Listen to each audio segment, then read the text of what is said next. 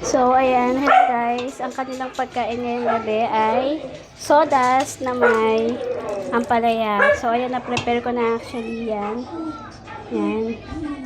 Same kung gaano kadami yung bawat isa. Kasi tinitimbang ko siya yan. Tapos, yan. Ano, paborito kasi nila yung ampalaya. Sana maano to, makain na maubos nila agad. Pero tingin ko maubos nila yan agad. Hinaluan ko lang ng dog food kasi hindi ako nagsaing. May ginagawa kasi ako. So, sana makain nila kasi first time nila ng ampalaya na may dog food. So, ayan, ang daming sodas. 1 kilong sodas, 1 kilong ampalaya.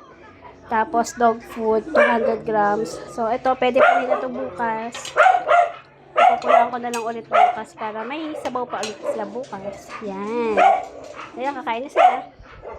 Excited ka na ba, Yap? Excited na, Yap? Kakain? Excited yan! Ready?